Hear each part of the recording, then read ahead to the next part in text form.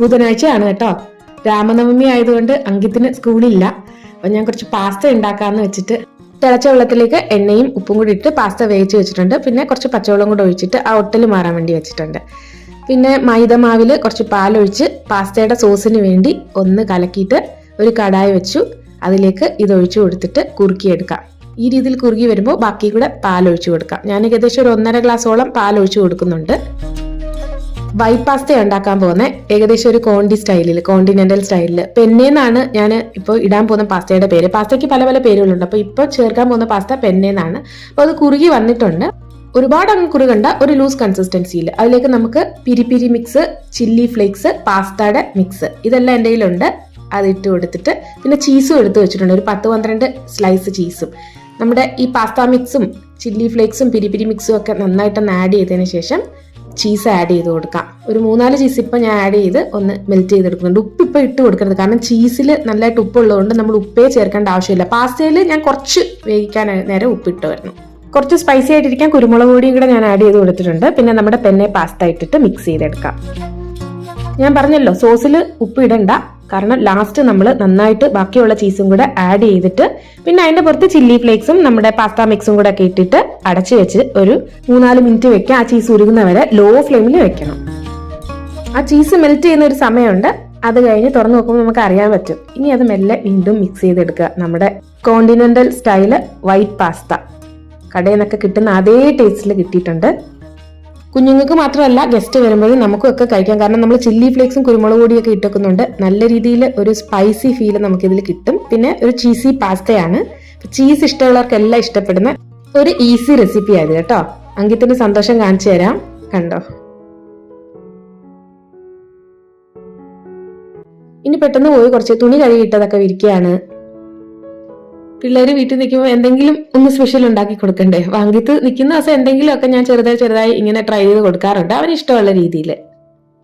പാസ്തയിൽ തന്നെ പെന്നെ, ഫ്യൂസിലി, മക്രോണി ഇങ്ങനെ 3 ഷേപ്പിലിരിക്കുന്ന പാസ്ത ഉണ്ട്. ഇപ്പൊ ഞാൻ ഇട്ടത് പെന്നെയാണ്. അത് അധികം ഒട്ടിപ്പിടിക്കത്തില്ല കേട്ടോ. ഇങ്ങനെയുള്ള അതായത് കോണ്ടിനെന്റൽ വൈറ്റ് പാസ്തയ്ക്ക് ഇതാ നല്ലത്.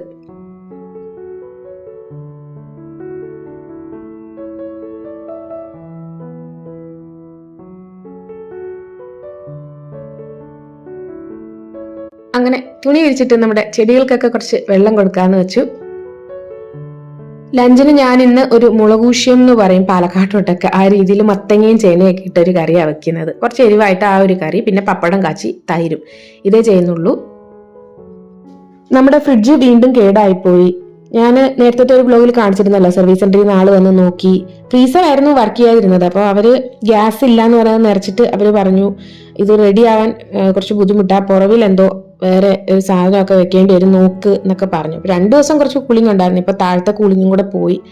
അങ്ങനെ പുതിയ ഫ്രിഡ്ജ് ഓർഡർ ചെയ്തിട്ടുണ്ട്. പഴയ ഫ്രിഡ്ജ് നമ്മളിൽ നിന്ന് പോവാണ്. അതിൽ ചെറിയൊരു വിഷമമുണ്ട്. 15 വർഷമായ ഫ്രിഡ്ജ് നമ്മുടെ കൂടെ കൂടിയിട്ട്. നല്ല ഫ്രിഡ്ജായിരുന്നു, വേറെ കുഴപ്പമൊന്നും ഉണ്ടായിരുന്നില്ല. പെട്ടെന്ന് അതിനെന്തോ അറിയത്തില്ല. എന്തായാലും ഫ്രിഡ്ജ് നമുക്ക് അത്യാവശ്യമുള്ള സാധനമല്ലേ. ഇനിയിപ്പോൾ ചൂട് കൂടുന്തോറും പച്ചക്കറിയും ഫ്രൂട്ട്സും പാലും ഒക്കെ നമുക്ക് സൂക്ഷിച്ചു വെക്കാനുള്ളതല്ലേ. ഈ ഒരു പാത്രമേ ഉള്ളൂ ഇപ്പൊ തൽക്കാലം കഴുകാനായിട്ട്. അത് നന്നായിട്ട് തേച്ചടിച്ച് കഴുകാന്ന് വെച്ചു. പാല് കാച്ചുന്ന പാത്ര, പിന്നെ സിങ്കും കൂടെ ഇതിന്റെ കൂട്ടത്തിൽ നന്നായിട്ട് കഴുകാന്ന് വെച്ച് നല്ല പതച്ചങ്ങ് കഴുകാണ്. നമ്മുടെ പാത്രങ്ങളൊക്കെ ഇടുന്ന സിങ്കല്ലേ. അങ്കിത്ത് ഒത്തിരി ഹാപ്പിയായി പാസ്തയൊക്കെ കഴിച്ച് ഇരിക്കുന്നുണ്ട്. ഇനി പെട്ടെന്ന് നമ്മുടെ ലഞ്ചും കൂടെ അങ്ങ് ഉണ്ടാക്കി എടുക്കണം. കുറച്ച് പാസ്ത ഞാൻ കഴിച്ചു, കുറച്ച് രാക്കേക്കും വെച്ചിട്ടുണ്ട്. എനിക്ക് ചീസൊന്നും അത്ര ഇഷ്ടമില്ലെങ്കിലും ഈ പാസ്ത നല്ല ടേസ്റ്റ് ആണ്. നിങ്ങളൊന്ന് ട്രൈ ചെയ്ത് നോക്ക്. ആ ചീസിന്റെ കുത്തൊന്നും ഇതിൽ വരത്തില്ല. നമ്മുടെ ചീസിന്റെ സ്ലൈസ് ഇട്ടിട്ട് പെട്ടെന്ന് ഉണ്ടാക്കിയെടുക്കാം. അങ്ങനെ മെയ്ഡ് വന്ന് ക്ലീനിങ് കഴിഞ്ഞ് ലഞ്ച് ഉണ്ടാക്കാനായിട്ട് കയറി. പപ്പടം കാച്ചി എടുക്കുകയാണ്. ഞാൻ കറി ഉണ്ടാക്കി വെച്ചു. ഞാൻ പറഞ്ഞല്ലോ മത്തങ്ങയും ചേനയൊക്കെ ഇട്ടൊരു മുളകൂഷ്യം, കുറച്ച് എരിയുള്ളൊരു കറിയാണ് ഉണ്ടാക്കിയത്.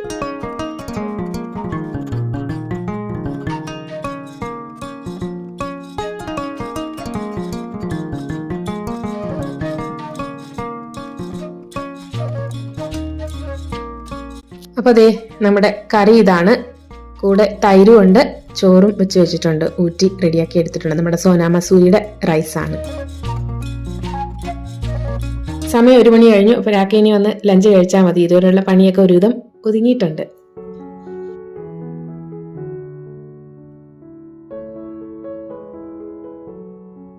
സമയം ഇപ്പോൾ 4:45 കഴിഞ്ഞു കേട്ടോ. ചെറിയ ചൂടോടുകൂടി തന്നെ നമ്മുടെ തുണി ഇങ്ങ് പറക്കിയെടുക്കുകയാണ്. എന്തായാലും നന്നായിട്ട് ഉണങ്ങി കിട്ടും. ഇപ്പോൾ ഒരുപാട് വെയിൽ കൊണ്ട് നരപ്പിക്കുകയും വേണ്ടല്ലോ, നന്നായിട്ട് ഉണങ്ങി കിട്ടിയിട്ടുണ്ട്. അത് പെട്ടെന്ന് അങ്ങ് മടക്കിയും വെക്കുക.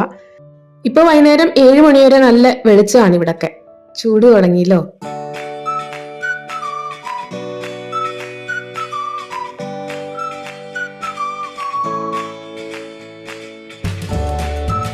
തേക്കാനുള്ള ആള് വരുന്ന ദിവസമാണ്. അപ്പോൾ തേക്കാനുള്ള തുണിയും കൂടെ കെട്ടി വെച്ചാൽ പെട്ടെന്ന് അങ്ങ് എടുത്തു കൊടുക്കാമല്ലോ. അതും റെഡിയാക്കി വെച്ചു. ഇന്നെന്തായാലും ഒന്ന് നടക്കാൻ പോകുന്നുണ്ട്. ഞാൻ പറഞ്ഞല്ലോ ഒരു മലയാളി ഫാമിലി ഇവിടെ വന്നിട്ടുണ്ട്. ഹർഷയും റയാനും. ഹർഷയുടെ മോനാണ് റയാൻ. ഞാൻ കാണിച്ചിട്ടുണ്ടായിരുന്നു കഴിഞ്ഞ വ്ലോഗിലാണ്. 5 വയസ്സുണ്ട്. എന്നെ ചുറ്റിപ്പറ്റി ഇങ്ങനെ നിൽക്കുമായിരുന്നു. അപ്പോൾ വൈകുന്നേരം കുളിച്ച് വിളക്കൊക്കെ കത്തിച്ച് പ്രാർത്ഥിച്ച് ഒരു 7:30 മണിയോട് അടുപ്പിച്ച് ഇറങ്ങും. പിന്നെ ഒരു 8:30 8:45 ആകുമ്പോഴാണ് തിരിച്ചു വരുന്നത്. അതിന് മുന്നേ ഡിന്നറും ഉണ്ടാക്കി വെച്ചിട്ടാണ് പോകുന്നത്. രാഖി എന്തായാലും 7 മണി കഴിഞ്ഞ് വരുമല്ലോ. അപ്പോൾ രാഖിക്ക് ചായയോ കപ്പിയോ എന്താ വെച്ചാൽ ഇട്ട് കൊടുത്തിട്ടാണ് ഞാൻ നടക്കാൻ ഇറങ്ങുന്നത്. അപ്പോൾ നമ്മുടെ കൂടെ ആരെങ്കിലും ഉണ്ടെങ്കിൽ നമുക്കൊരു എനർജി ഇല്ലേ. ഞാൻ പറഞ്ഞല്ലോ മലയാളം സംസാരിക്കുന്നവരാകുമ്പോഴാണ് നമുക്ക് എനർജി കൂടുതൽ കിട്ടുന്നത്. അല്ലെങ്കിൽ എനിക്ക് നടക്കാനും ഒക്കെ ഒറ്റയ്ക്ക് നടക്കാനൊക്കെ മടിയാണ്. ചില ദിവസങ്ങളിൽ രാത്രിയായിട്ട് രാത്രിയിൽ നടക്കാറുണ്ട്. അതൊരു 11 മണി, അതായത് ഒരു 10 മണി ആകുമ്പോഴാണ് ഞങ്ങൾ ഇവിടുന്ന് ഇറങ്ങുന്നത്. പിന്നെ ഗേറ്റ് വരെ ഓൾമോസ്റ്റ് നടന്ന് ഒരു 11 മണിയൊക്കെ ആകുമ്പോൾ തിരിച്ചു വരാം. അത് വളരെ റെയറാ. ഇതിപ്പോൾ ഹർഷയും ഞാനും കൂടെ ഈ ടൗൺഷിപ്പ് മുഴുവൻ ഓൾമോസ്റ്റ് ചുറ്റിയിട്ടാണ് തിരിച്ച് വീട്ടിൽ വരുന്നത്. ഡിന്നറിനായിട്ട് ചപ്പാത്തിയാണ്. അപ്പൊ ചപ്പാത്തിയുടെ മാവ് കുഴച്ച് വെക്കാം.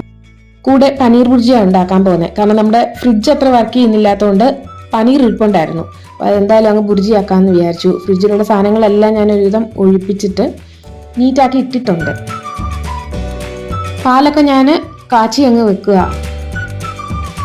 അപ്പോൾ അതെ നമ്മുടെ പനീർ ഇവിടെ ഇരിപ്പുണ്ട്. ചപ്പാത്തിയുടെ മാവ് ഒന്ന് സോഫ്റ്റ് ആവാൻ വേണ്ടി കുഴച്ച് വെച്ചിട്ടുണ്ട്. ബുർജിക്ക് പെട്ടെന്ന് അങ്ങ് അരിഞ്ഞെടുക്കാം.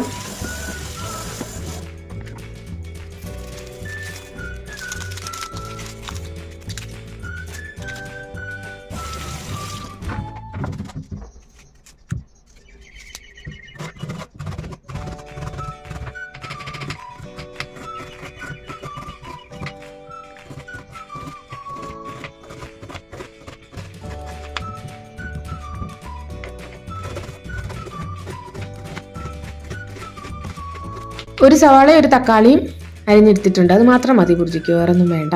മാവ് ഒന്നും കൂടെ നന്നായിട്ടൊന്ന് കുഴച്ച് ഉരുളയാക്കി വെക്കുന്നുണ്ട്. പിന്നെ ഒരു സാലഡ് കുക്കുമ്പർ കൂടെ ഞാൻ എടുത്ത് വെച്ചിട്ടുണ്ട്. അതും കൂടെ ഒന്ന് അരിഞ്ഞ് കഴിക്കാമല്ലോ എന്ന് വിചാരിച്ചു.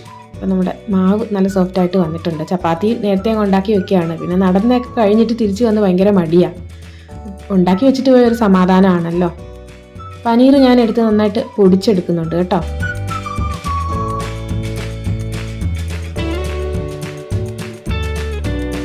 ഈ സാലഡ് കുക്കുമ്പർ ഈ സമയത്ത് കഴിക്കുന്നത് നല്ലതാ. നമ്മുടെ ശരീരത്തിൽ വെള്ളം നിൽക്കുകയും ചെയ്യും. പിന്നെ ചൂടത്ത് എപ്പോഴും കുക്കുമ്പർ നല്ലതല്ലേ. നമ്മുടെ നാട്ടിലൊക്കെ ഭയങ്കര ചൂടല്ലേ. ഹർഷ വന്നപ്പോൾ പറഞ്ഞു നമ്മുടെ നാട്ടിലെ ചൂട് ചേച്ചി ഉദ്ദേശിക്കുന്ന രീതിയിലല്ല, ഇതുവരെ ഉള്ള ചൂടിനെക്കാട്ടിയും ഭയങ്കര ചൂടാണ്. പുള്ളിക്കാരിക്ക് ഇവിടെ ഭയങ്കര തണുപ്പാന്നാണ് പറയുന്നത്. ഇവിടെ ഒരു 38, 39 മാക്സിമം 40 വരെയൊക്കെ പോകുന്നുണ്ട് ഇപ്പോൾ. പക്ഷേ എനിക്ക് തോന്നുന്നു ഹ്യൂമിഡിറ്റി ഇല്ലാത്തതുകൊണ്ടാണ് അധികം തോന്നാത്തത്. പക്ഷെ ചൂട് സമയമാകുമ്പോൾ നല്ല ചൂടാട്ടോ. 50 ഡിഗ്രി 52 ഡിഗ്രി വരെയൊക്കെ പോകും ഇവിടെ. അത് ജൂണിലൊക്കെയാണ്. ആ സമയത്ത് ഇവിടെ സ്കൂളൊക്കെ അവധിയാണ്. പനീർ ബുർജിക്കായിട്ട് ഞാൻ കടായി എടുത്തു. കുറച്ച് ജീരകം പൊട്ടിച്ചു. നോർത്ത് ഇന്ത്യൻ ആയതുകൊണ്ട് ജീരകം പൊട്ടിച്ചു. എനിക്ക് പിന്നെ ജീരകത്തിൻ്റെ ഫ്ലേവർ ഇഷ്ടമാണ്. ഞങ്ങൾക്ക് എല്ലാവർക്കും ഇഷ്ടമാണ്. പിന്നെ ആ അരിഞ്ഞ ഒരു സവാള ചെറുതായിട്ടൊന്ന് വഴറ്റിയെടുക്കാം. ഒരുപാട് അങ്ങ് വഴണ്ട. ഒരുവിധം വഴണ്ട് വന്നപ്പോൾ അതിലേക്ക് നമ്മുടെ തക്കാളിയും കൂടെ ചേർത്ത് വഴറ്റിയെടുക്കാം. പിന്നെ കുറച്ച് മഞ്ഞൾപ്പൊടിയും മുളക് പൊടിയും ഉപ്പും മാത്രമേ ചേർത്ത് കൊടുക്കുന്നുള്ളൂ. വേറൊന്നും ചേർക്കേണ്ട ആവശ്യമില്ല. അപ്പോൾ നമ്മുടെ തക്കാളി സവാളയൊക്കെ ട്രാൻസ്പെറൻ്റ് ആയിട്ട് വന്നപ്പോൾ പൊടികൾ ചേർത്ത് ആവശ്യത്തിന് ഉപ്പും കൂടി ഇട്ടിട്ട് നന്നായിട്ടൊന്നും കൂടെ ഒന്ന് വഴറ്റിയെടുത്തിട്ട് നമ്മുടെ പനീർ പൊടിച്ച് വെച്ചിരുന്നതും കൂടെ എടുത്ത് ഒന്ന് ഇളക്കി കൊടുത്താൽ മതി. വേകാനൊന്നുമില്ല, അടച്ചൊന്നും വെക്കേണ്ട കാര്യമില്ല. ജസ്റ്റ് ഒന്ന് മിക്സ് ചെയ്തിട്ട് തീ ഓഫ് ചെയ്ത് അങ്ങ് അടച്ചു വയ്ക്കാം. നമ്മുടെ പനീർ ബുർജി റെഡി. നമ്മുടെ നാട്ടിലെ എഗ് ബുർജി മുട്ടയൊക്കെ ചിക്കുന്ന പോലെ തന്നെ നല്ല ടേസ്റ്റാണ് ചപ്പാത്തിയുടെ കൂടെ.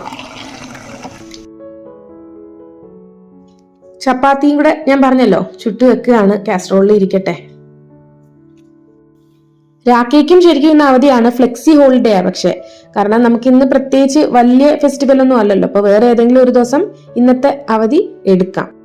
അതുകൊണ്ട് രാഖി ഓഫീസിൽ പോയി. വെറുതെ ഒരു ഓഫ് കളയണ്ടല്ലോ എന്ന് വെച്ചു. ആവശ്യമുള്ളപ്പോൾ എടുക്കാമല്ലോ. അങ്ങനെ ഡിന്നറും നേരത്തെ പ്രിപ്പയർ ചെയ്ത് വെക്കുകയാണ്. ഒരു മനസ്സമാധാനം ഉണ്ടല്ലോ തിരിച്ച് വന്ന് കയറുമ്പോൾ. ഇനി കുളിച്ച് വിളക്കൊക്കെ കത്തിച്ച് അപ്പോഴത്തേക്ക് രാഖി എന്തായാലും 7 മണി 7:15 7:30 വരും. ആ സമയം കൊണ്ട് പെട്ടെന്ന് ഒരു ചായയോ കാപ്പി ഇട്ട് കൊടുത്തിട്ട് ഇറങ്ങും. പിന്നെ ഒരു 8:30 8:45 വരെ ഞാനും വർഷയും കൂടെ ഒന്ന് ചുറ്റിയിട്ട് തിരിച്ച് വീട്ടിൽ വരും. അപ്പോഴത്തേക്ക് ഡിന്നർ കഴിച്ചാൽ മതിയല്ലോ സമാധാനമായിട്ട്.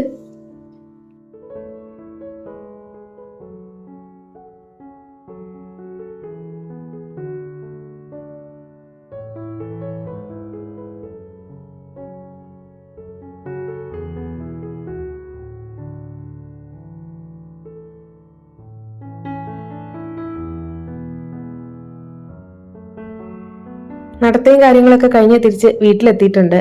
ഇത് ഹർഷ നാട്ടിൽ നിന്ന് കൊണ്ടുവന്ന നവ്യ ബേക്കറിയിലെ ഡേറ്റ്സ് ആൻഡ് ക്യാരറ്റ് കേക്കാണ്. നവ്യ ബേക്കറി നമ്മുടെ തൃശ്ശൂരും എറണാകുളത്തും ഉള്ള ബേക്കറിയാണ്. അവിടെ ഉള്ളവർക്കൊക്കെ അറിയാൻ പറ്റും. ഇത് അങ്കിത്തിന് കിട്ടിയ പുതിയ ഗോൾഡ് മെഡലാട്ടോ. അവന്റെ അഭ്യർത്ഥന പ്രകാരം ഞാൻ ഇവിടെ കാണിക്കുന്നു. സ്പെല്ലിംഗ് ബി എന്ന് പറഞ്ഞൊരു കോൺടെസ്റ്റിന്റെ മെഡലാണ്.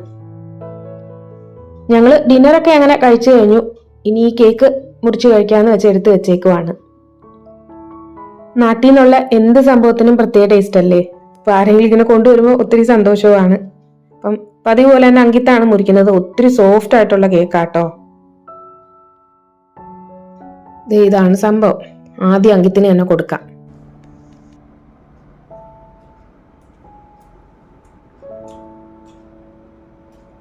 എങ്ങനെയുണ്ട്?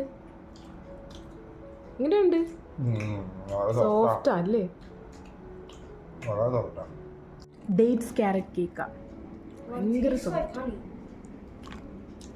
നല്ല സോഫ്റ്റ് ആൻഡ് സ്പോഞ്ചി കേക്ക്. ഇതേ ഞാനും കഴിക്കുക. ചന്ദ്രനെ കാണാം. അങ്ങനെ ഇന്നത്തെ പരിപാടികളൊക്കെ കഴിഞ്ഞ് ഇറങ്ങാൻ പോവാണ്. നമ്മുടെ ബെഡ്റൂമിലെ ജനലിലെ കർട്ടന്റെ അതിലെ കൂടെ ചന്ദ്രനെ നന്നായിട്ട് കാണാൻ പറ്റുന്നുണ്ട്. 10 മിനിറ്റ് കൊണ്ട് തന്നെ രാഖിയുടെ കൂർക്കവില് കേൾക്കാം.